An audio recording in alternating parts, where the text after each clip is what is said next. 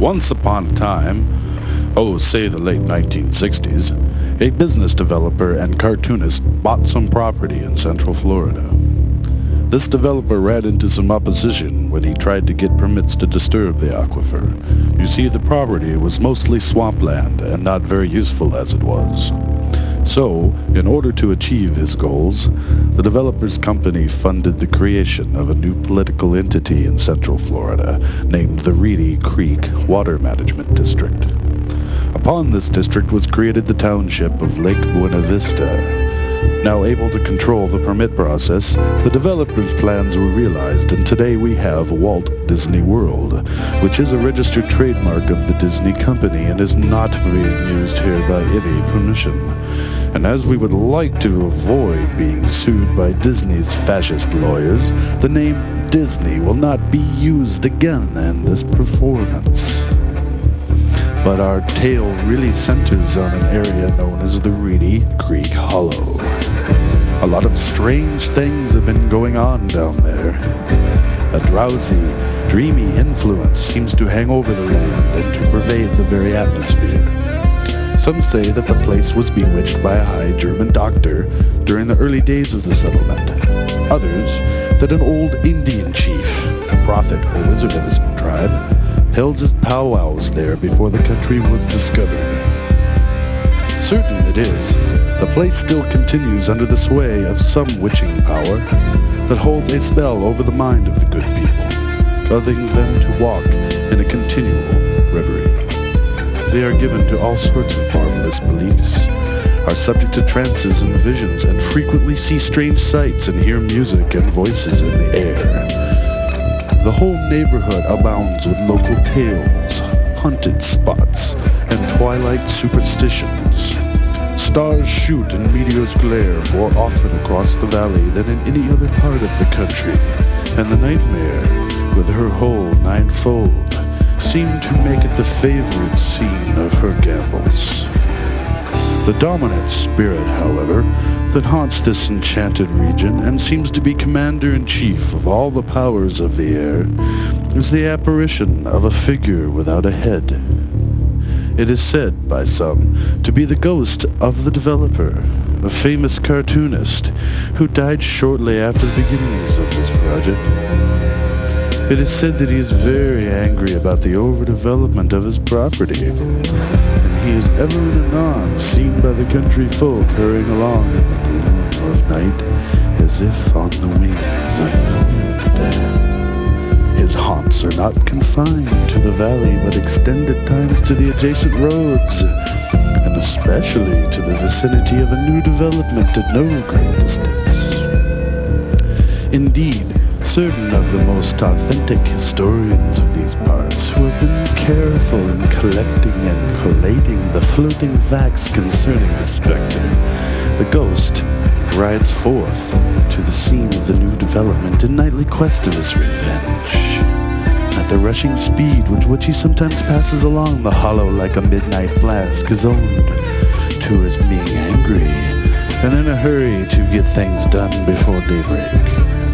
Such is the general purport of this legendary superstition, which has furnished materials for many a wild story in that region of the shadows, and the specter is known at all the country firesides by the name of the headless cartoonist of Reedy Creek Hollow.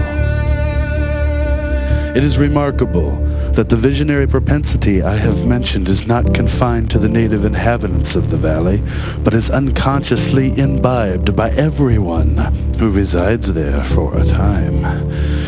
However wide awake they may have been before they entered that sleepy region, they are sure, in a little time, to inhale the witching influence of the air, and to begin to grow imaginative, to dream dreams, and see apparitions.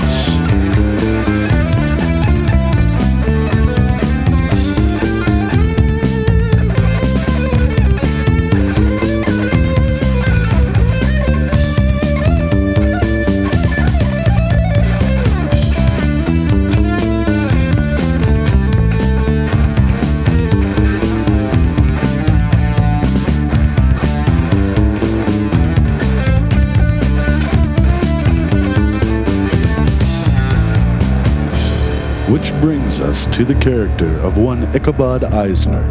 It's not his real name, you know. Remember, we're trying to avoid lawsuits.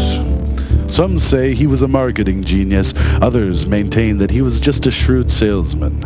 Either way, Ichabod Eisner came to the Reedy Creek area shortly after the developer's death, making business deals that rescued the endangered empire. Many sung his praises, claiming him as rightful heir to the kingdom. But Ichabod wasn't happy with all that. I guess $50 million a year just isn't enough. He continued to develop the Reedy Creek area, ignoring the wishes of the deceased cartoonist. And so it was that on the very night of the groundbreaking ceremony for the newest development that Ichabod Eisner met with the headless cartoonist of Reedy Creek Hollow. You see, the new development would use up the last undeveloped land in the district, and the specter was incensed. He waited and watched as Ichabod led the ceremony, and watched as the entertainment executive lingered afterwards, perhaps bewitched by the very air of the place, perhaps just gloating over his achievements. A chill wind blew through the hollow, making Ichabod shiver. And as if that weren't enough, a shrill voice rode on the wind, calling his name. Ichabod! Ichabod Eisner! Ichabod's hair stood on end as he witnessed a headless, ghostly apparition form out of the fog and float towards him. Ichabod Eisner! Ichabod! I'm really pissed off! The thing that made all this even weirder was that the voice seemed to be emanating from a lapel pin in the shape of a famous mouse character, and that the voice also seemed to be that of the mouse character.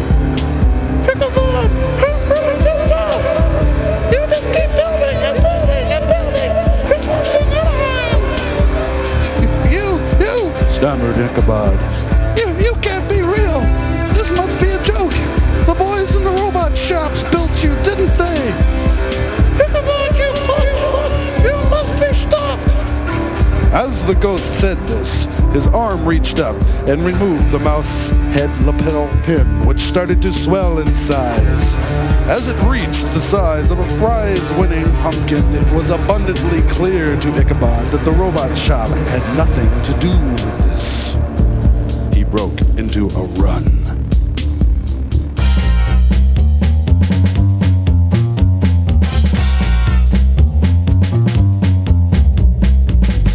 Ichabod Eisner ran and ran.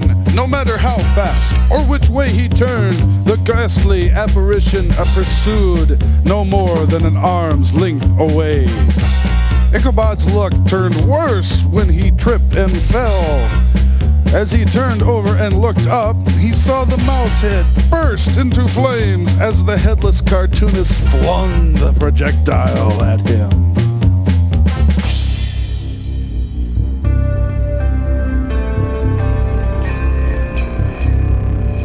The next day, construction workers found Ichabod's suit jacket slightly singed. They found the heavy equipment broken and no explanations. Being a superstitious lot, they accredited the vandalism to locals, but they never could figure out what became of Mr. Eisner. The old country wives, however, who are the best judges of these matters, maintain to this day that Ichabod was spirited away by supernatural means, and it is a favorite story often told about the neighborhood around the winter evening fire. The development, being deserted, soon fell to decay and was reported to be haunted by the ghost of the unfortunate entertainment executive loitering homeward of a still southern evening, his voice often heard in the distance, chanting a melancholy psalm tune among the tranquil solitudes of Reedy Creek Hollow.